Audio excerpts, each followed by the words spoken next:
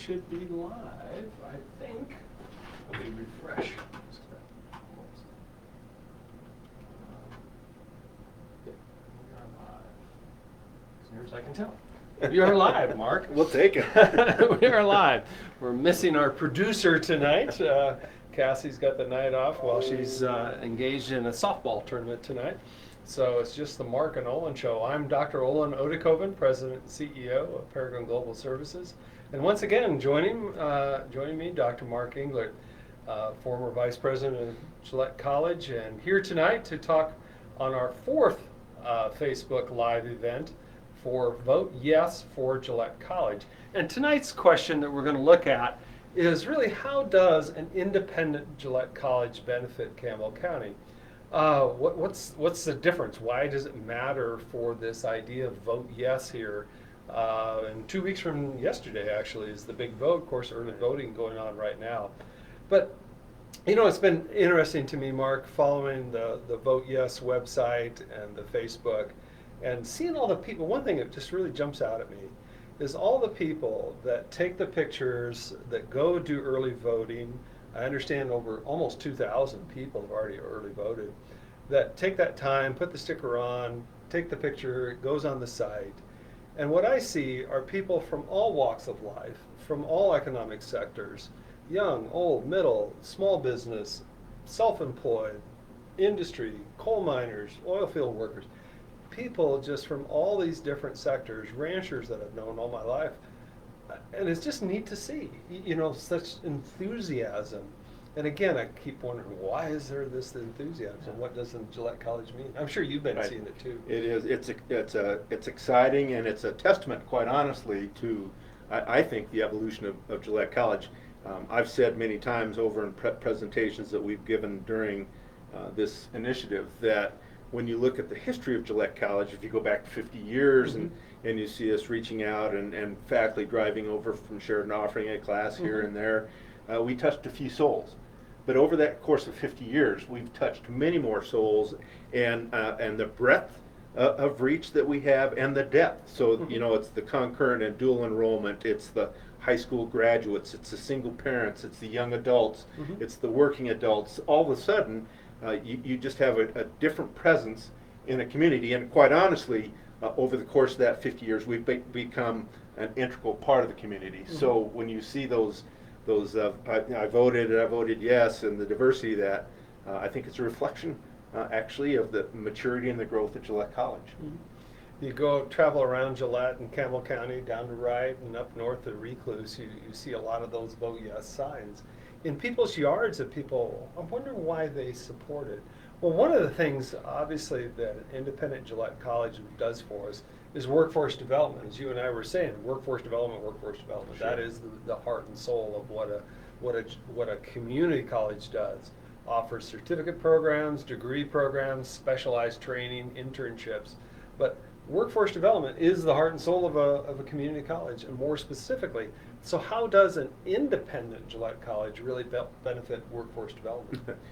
Great question. And again, we've said from the get-go that our ability to make the decisions relative to the needs of our community and our county is really a driver in this, because as you grow a community, as you grow different industries across a community, you have different workforce needs.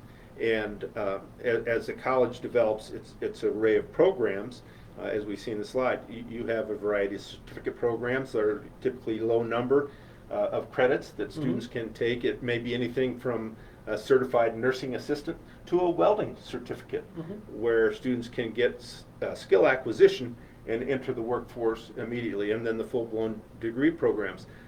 Beyond that, there's the non-credit side, if you will. So it is continuing education, and that can be credit, but it's also specific training that you set up that is adaptable to different business needs, and it reaches out to a completely different clientele. It's really where you sit down with the CEO or the head trainer of a business, and you talk about their specific needs and craft a program that addresses that need they have at that given time. And we saw that, one of the most recent examples, I was involved with it a little bit, and obviously in your tenure as vice president here was the electrical program that we helped design and build specifically in partnership with the area coal mines to Right. help satisfy that need. And what a great success story that was. One of the other ones that I wish would have taken off, but I know was held back, was the reclamation biology program that was really designed around helping the environmental side of the area mines and oil and gas industry. Sure. But I know it didn't really take off, and I think we were kind of held back with one hand tied behind our back because of the we didn't have independence. But maybe that's one of those things that could come back with independence. I think so, and again, I think that's one of the strengths of being your own independent district is that you can be much more responsive in a timely manner to those specific needs rather than going through what is now and then the district-wide bureaucratic process that can sometimes stifle your needs here in Gillette because of accreditation, quite honestly. Right. So, Right.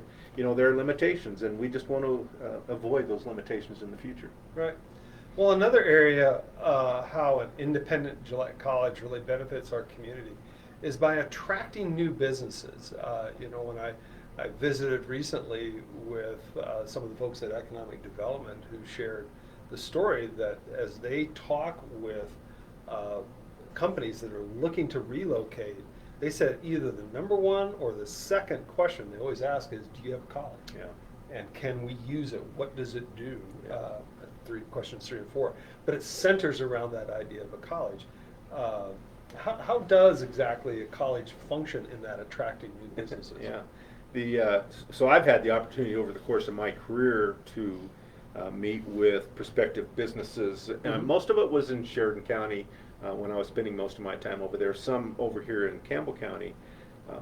But if you have a community college sitting at the table when you're recruiting a business to town, it tells a great story to the business that's looking to relocate because it says this community understands workforce development and the fact that you have to generate a labor force to attract new business. And typically what those businesses ask is, first of all, what does the labor force look like? Can you create programs specific to our needs? Or can you attract students who will take these programs? You might come from outside the Absolutely. area, take the program, and then you got a ready-to-go job That's right, for them. yeah. And if you have a community college at the table in those conversations, that transition for a business, that recruiting of the business goes much more smoothly. Oh, I bet. Yeah. Yeah, because and if you don't have that, then they're going to probably look at a community that does. Sure they will. For those areas Yeah. there. But so employee relocation, new employees, and then Area 59. What an interesting, if you haven't been there, you really need to go there. Because the opportunities to grow a business, we talk about attracting new businesses, but to grow a new business has already happened here in Campbell County. The Area 59 was, I think, probably the last big initiative I worked on, and with local philanthropists, you know, with the Latke family who had an interest in that. And it is really about stimulating small business development locally. And again, if you study economic development or economies, small businesses are drivers. But there's risk in that too, because you know they're one of the ones that turn over, that fail. So you need access to an Area 59, which is going to stimulate the utilization of technology and the application of business models to get creative. So you take this whole creative side of people who want to stay locally but build a small business that's applicable and utilize some high-tech equipment that's just really exciting. We see a lot of young people now utilizing Area 59, and I just think that will continue to grow.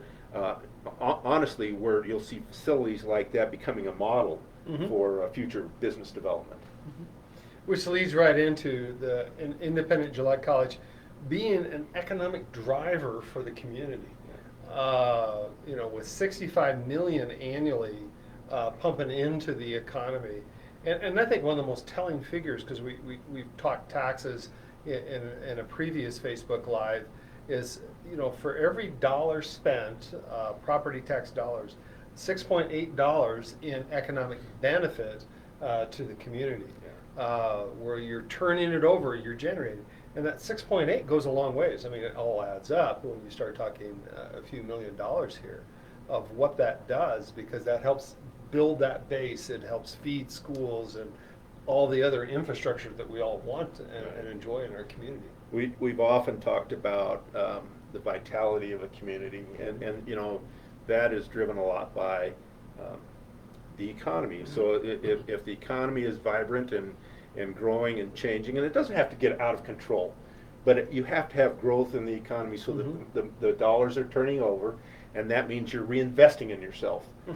And I think the college has been very proud over the years of its ability to not only invest in the local economy, but also contribute in our market niche, education, so people stay and build in that local economy as well. So that's exciting. Yeah, because without businesses, without these jobs, where do young people go?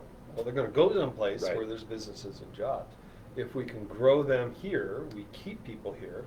And a lot of people want to stay here, and I get it. A lot of students want to go someplace else, perhaps for their education. They're ready to spread their wings, but they often want to return. I know you and I both know many of our friends who maybe left to go to college someplace else, but they came back because we have this economic driver going on within the community.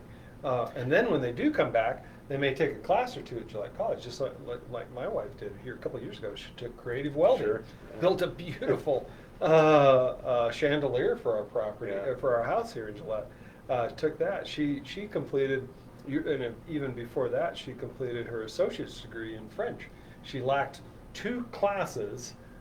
She long had her bachelor's degree, but she had this minor in French that she wanted to finish, and she did it through Gillette College. Oh, that's a great story. It was a great opportunity for her to kind of put that out there. You know, Olin, one of the things that I wanted to touch on too when we were talking about our service to existing business, or when we're recruiting business, and we will see this in Campbell County, is that businesses and workforces like to stay, but their markets change. So if a business can retool itself, the likelihood of it staying locally just goes up exponentially. And we will see more and more of that as Campbell County and Gillette and Wright grow and evolve over time. So that's really an important function that we have as well. And collectively, this all leads to what I like to call quality of life. Having an independent Gillette College in our community fosters just a general higher quality of life for everyone. Entertainment options, lifelong learning, like what my wife did. And other people here at work periodically take classes, even though some of them have master's degrees, and enjoy taking classes just to keep up that what's going on in the profession, or just, you know, for their own personal benefit. They want to take an extra class now and then just to help improve the home life and do something exciting. And community pride. You know, when we had the sports programs here, a lot of benefit there, but one thing I saw was just this sense of community, especially when they were ranked number 2 in the nation. That was pretty neat, put Gillette College. And then that 80% of the students at Gillette College come from Campbell County. It is, again, I mean, we have tremendous students. We have a tremendous K-12 system in Campbell County. Feed into the community college, stay here, get educated. The whole cultural aspect of a community college and its relationship with the community is an exciting thing for me as well. And I just reflect back. I mean, obviously an advocate of athletics, and I think it plays a very important role in a student's education and a connection with the community. When you look at our student athletes reading to elementary school students, or you look at our show choir, being asked to perform at every event that's going on in town, and you think, oh, all right, we've got to watch it because these students have to go to class as well. The pride of Gillette. It is. The Razor City Voices were just such a treasure for our community that helped enhance so many different areas. Just a real connection, and I think, so going back to where we started, as we've seen the college grow programmatically, and offering different access and extracurriculars, we've connected with different people in the community, and that's one of the reasons that I think you see the diversity of support out there. Coming all back where we began tonight, seeing the the signs everywhere, the vote yes, I voted signs out there. The Gillette College and an independent Gillette College will touch and continue to make a difference for us in terms of these four critical areas: workforce, economic growth and stimulus, being a driver for economic activity, and ultimately benefiting everybody. And I think quality of life is probably one of the big reasons why so many people have said yes. Can I add something too on it? One of the comments that I saw out on social media was that really there's no need for education. You can do on-the-job training. Mm-hmm. And on-the-job training is certainly an aspect of a student or an employee's development, although most employers don't like to take on the entire responsibility. However, and we didn't touch on it, and I think if you can Mm-hmm. reflect your experience with internships Mm-hmm. as a great opportunity for on-the-job training, almost an on-the-job interview while they're going to school as well. So I just think that's a good absolutely. opportunity. I mean, here at Peregrine, we started this several years ago. One of our team members, Melissa Burke, teaches online classes in technology.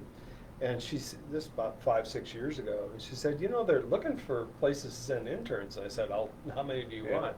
So we said, sure, we need to get some work done. And so, yes, I would take a young person looking at completing an associate degree, and in that case, it was in technology. And so we have, over the years, continually hired people through Gillette College for these paid internships. So they work for us for a semester. Usually it's a half a day, so 20 hours a week, 15, 20 hours, depends on their course load. The internship itself is a 3-credit class, and so at the end of that period I write a report on the person, and that's basically their final grade for the internship. They make money because we pay them, of course, but it's also kind of it's come into the try before you buy program, because what we've got to do, what's happened is we've ended up hiring the intern into full-time positions. Right. So we got to train them, test them, see how they work. The training going on at the college, they're bringing it back into our business, applying what they learned. We like what we see, and then we extend a job offer. And today we have 2 of our team members were internships that turned into full-time positions. We have a 3rd employee who was a graduate of Gillette College, and we hired her shortly after she graduated. And this fall, I've already told the college that we could probably take at least 1, maybe 2 internships, certainly 1 in technology, particularly if there was a student interested in educational technology, because we're basically an ed tech company providing these services to college universities around the world. And then another one in just business administration. Somebody who maybe like to go into corporate finance or work in accounting and bookkeeping, we could use some help there. So the idea of this partnership that we have at our company with Gillette College is workforce development. It helps us do our economic activity, benefits us, benefits the person, and it keeps in all cases, these are local students who are now adults living and growing their families now in Campbell County. So there's just so much there that an independent Gillette College brings to us. Well, as we've talked about before, early voting's going on right now. Last count I heard, about 2,000 people have voted yes, or not voted yes. We hope they voted yes. 2,000 people have voted. Vote day 2 weeks from yesterday, August 17th. That's a Tuesday, of course. When you go down to vote, don't forget the law changed this year. Bring an ID to show, to prove who you are, and then cast your ballot. We want you to vote because every vote does really matter. I've heard it said, and I do believe this, that this is probably one of the, if not the most consequential vote that we've had in our community in decades. Probably going back to maybe the 1 cent tax and the impact there. That this vote, probably more so than almost any other we've ever had, has such a strategic consequence for Campbell County that will set the stage for the next 50 years. We've had a great 50 years. This is what's going to achieve us the next 50 years of really becoming the great community that we all dream we have. Yeah, you're exactly right. It is important. It's important for, I've said it's important for our county, the communities in our county, and most importantly, the citizens out in our county. And that's, you know, you look at the outreach, the far-reaching effect of a college, and a lot of people say, well, you know, it's never done anything for me. It maybe not directly, but indirectly it touches everyone. Yeah.